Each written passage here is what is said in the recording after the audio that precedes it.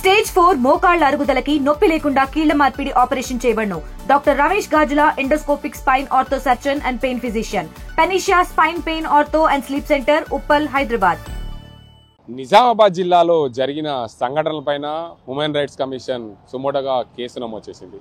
ప్రధానంగా CCS constable హత్య, తర్వాత రియాజ్ పరారీ, ఆసిఫ్కు గాయాలు, రియాజ్ను పట్టుకున్న పోలీసులు, ఆసుపత్రిలో చికిత్స, దాని తర్వాత పోలీసులు ఆత్మరక్షణలో రియాజ్కు ఎన్కౌంటర్లకు సంబంధించి మీడియా కథనాల్లో వచ్చిన వార్తలను సందర్భంగా సుమోటోగా హ్యూమన్ రైట్స్ కమిషన్ కేసు నమోదు చేసింది. రాష్ట్ర డీజీపీ శివధర్ రెడ్డికి నవంబర్ 24 లోపు నాడు హాజరు కావాలని చెప్పి పూర్తి స్థాయిలో ఆదేశాలు జారీ చేసింది. వారికి నోటీస్ కూడా పంపించిన పరిస్థితి నెలకొంది. అయితే నిజామాబాద్ జిల్లాలో జరిగిన ఘటన పైన నిజామాబాద్ జిల్లాకు సంబంధించిన వ్యక్తి కాకుండా పక్క జిల్లాకు సంబంధించిన పోలీస్ అధికారి, కామారెడ్డి జిల్లా ఎల్లారెడ్డి డివిజన్ పరిధిలో పనిచేస్తున్న డిఎస్పీగా ఉన్న పోలీస్ అధికారి శ్రీనివాసరావును ఎంక్వైరీ అధికారిగా నియమించింది రాష్ట్ర ప్రభుత్వం. ఆ ఎంక్వైరీలో భాగంగా డిఎస్పీ బృందం పూర్తి స్థాయిలో నిజామాబాద్ జిల్లాలో జరిగిన ఘటనలపైన పూర్తి స్థాయిలో ఎంక్వైరీ చేయాలని ఆదేశించింది.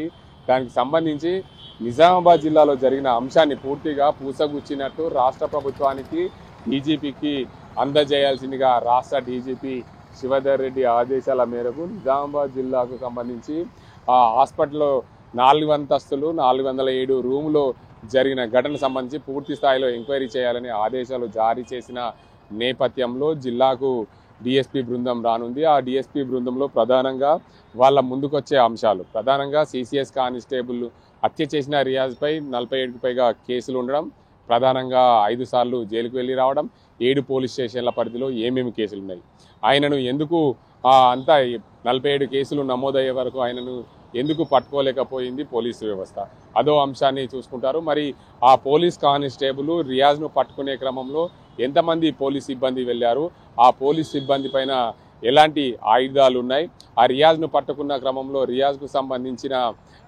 ఆయనను తనిఖీలు చేశారా, ఆయన పైన ఆయుధాలు ఉన్నాయా లేవా అనే కోణంలో పోలీసులు ఎందుకు చూడలేదు, ఏదైతే సిసిఎస్ కానిస్టేబుల్ ప్రమోద్తో పాటు ప్రైవేట్ వ్యక్తి ఎందుకు వెళ్లాల్సి వచ్చింది, ఆయనతో పాటు ఎంతమంది పోలీసు అధికారులు వెళ్లారనే కోణంలో పూర్తిగా ఎంక్వైరీ చేయాల్సిన బాధ్యత ఎల్లారెడ్డి డిఎస్పీ ఏదైతే ఎన్కౌంటర్కి సంబంధించిన ఎంక్వైరీ అధికారిగా నియమించబడ్డ శ్రీనివాసరావు పూర్తి స్థాయిలో ఎంక్వైరీ చేయాల్సి ఉంది. దాంతోపాటు ఆ రియాజ్ను పట్టుకునే క్రమంలో ఏదైతే పోలీసులు రివార్డు ప్రకటించిన నేపథ్యంలో రియాజ్ను పట్టుకోవాలన్న నేపథ్యంలో పూర్తి స్థాయిలో పోలీసులు ఆ రివాజ్ ప్రకటించిన నేపథ్యంలో ఆసిఫ్ అనే వ్యక్తికి రియాజ్ను పట్టుకునే క్రమంలో దెబ్బలు తగిలిన గాయపడ్డాడు. ఆయన హైదరాబాద్ ఆసుపత్రిలో చికిత్స కూడా పొందుతున్న పరిస్థితి నెలకొంది. దానిపైన కూడా పూర్తి స్థాయిలో ఎంక్వైరీ చేయాల్సింది. అయితే ఈ 2 ఘటనలతో పాటు పూర్తిగా రియాజ్ను పట్టుకున్న క్రమంలో ఆయనకు ఏమేమి గాయాలయ్యాయి, ఎక్కడెక్కడ పెద్దగా గాయాలయ్యాయి అనే అంశానికి సంబంధించి పూర్తి స్థాయిలో ఎల్లారెడ్డి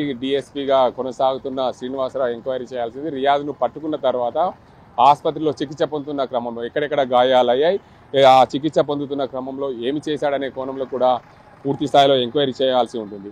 ఆ ఎంక్వైరీలో భాగంగా పోలీసులు ఆత్మరక్షణలో భాగంగా ఆ రియాజ్ను ఎన్కౌంటర్ చేయాల్సిందని చెప్తున్నారు. ఆ ఎన్కౌంటర్ చేయాల్సిన పరిస్థితి ఎందుకు వచ్చింది, ఎందుకంటే ఆ సిసిఎస్ కానిస్టేబుల్ ప్రమోద్ హత్య తర్వాత రియాజ్ పరారీ కావడం, ఆసిఫ్కు గాయాలు కాయడం, రియాజ్ను పట్టుకోవడం, ఆసుపత్రిలో మెరుగైన వైద్యం అందిస్తున్న క్రమంలో గజ దొంగ రియాజ్కు అసలు ఏమైంది, ఆ క్రమంలో అతన్ని ఎందుకు చంపాల్సి వచ్చింది, ఆయన ఏ పోలీస్ కానిస్టేబుల్ పైన తిరగబడ్డాడు. అయితే సాధారణంగా పోలీసులు చెప్తున్న వెర్షన్ అయితే ఆ రియాజు తప్పించుకునే ప్రయత్నం చేస్తున్నాడు.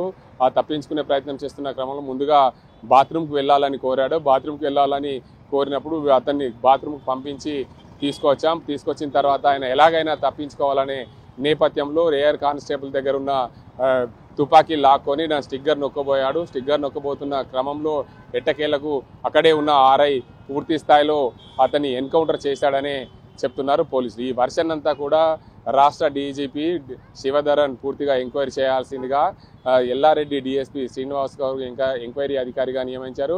ఎంక్వైరీ పూర్తి స్థాయిలో చేసి నవంబర్ 24వ తేదీలోపు సమర్పించాలి. దానికి సంబంధించి ఎందుకంటే హ్యూమన్ రైట్స్ కమిషన్కు వెళ్లాల్సి ఉంటుంది కాబట్టి దానికి అంతటి కూడా ఏదైతే హ్యూమన్ రైట్ కమిషన్కు సుమోటోగా కేసు నమోదు చేసిన నేపథ్యంలో దానికి నివేదిక ఇవ్వాల్సింది, పూర్తి స్థాయిలో ఎంక్వైరీ చేయాలి, ఎవరి తప్పు ఎవరి కోణంలో కూడా ఎంక్వైరీ చేయాల్సిన బాధ్యతలు కూడా నిజామాబాద్ జిల్లాకు త్వరలో రానున్నారు.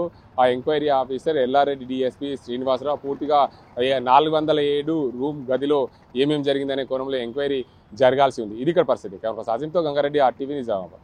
తెలుగులో ఫాస్టెస్ట్ న్యూస్ ఇప్పుడు కొత్త అవతారంలో 5 సెకండ్లోనే పూర్తి వార్తా సమాచారం మీ చేతిలో. సోషల్ మీడియా ట్రెండ్స్ మీ కళ్ళ ముందుకే live TV and voice search options తో ఇప్పుడే డౌన్లోడ్ చేయండి. యాప్ లింక్ డిస్క్రిప్షన్ లో ఉంది.